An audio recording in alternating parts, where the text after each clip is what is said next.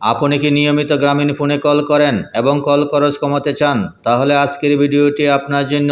আজকের এই ভিডিওতে আমি দেখাবো কিভাবে গ্রামীণ ফোনে এফএনএফ সুবিধা ব্যবহার করে নির্দিষ্ট প্রিয় নাম্বারে কম খরচে কথা বলতে পারবেন। তাই ভিডিওটি শেষ পর্যন্ত দেখুন। প্রথমে মাই জিপে অ্যাপে ক্লিক করুন। অ্যাপটি ওপেন হওয়ার পর নিচের দিকে খেয়াল করুন অ্যাকাউন্ট এই অপশনে ক্লিক করুন। আবারও নিচের দিকে স্ক্রল করুন।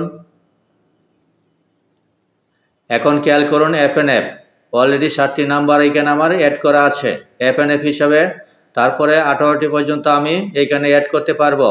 আমি এই অপশনে ক্লিক করলাম। এখন পেজটি ঠিক এভাবে ওপেন হবে। উপরের দিকে খেয়াল করুন use FNF to call at lower cost.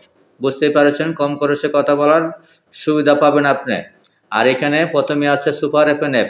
নিচের দিকে খেয়াল করুন এফএনএফ এই এরুতে ক্লিক করলে আমি সবগুলো এফএনএফ নাম্বার আমি এইখানে দেখতে পাবো এবং এইখান থেকে আমি ডিলিটও করতে পারবো।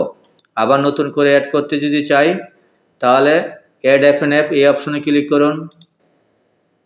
ঠিক পেজটি এইভাবে ওপেন হবে। এইখানে খেয়াল করুন মোবাইল নাম্বার যদি আপনার ফোনে সেভ না থাকে তাহলে এখানে নাম্বারটি লিখতে পারেন।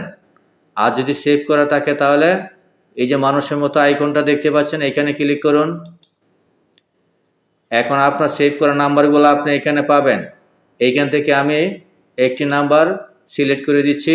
এখন খেয়াল করুন নাম্বারটি এখানে চলে আসলো। এখন অ্যাড এফএনএফ এই অপশনে ক্লিক করুন। আবার ওকেতে ক্লিক করুন। খেয়াল করুন একটি মেসেজ চলে আসলো। এখন খেয়াল করুন আগে এখানে 7টি নাম্বার ছিল, এখন এখানে 8 সংখ্যা দেখাচ্ছে। আশা করি বুঝতে পেরেছেন কিভাবে গ্রামীণ ফোনে এফএনএফ নাম্বার অ্যাড করতে হয়। ভিডিওটি ভালো লাগলে চ্যানেলটি সাবস্ক্রাইব করে পাশেই থাকবেন। ধন্যবাদ সবাইকে।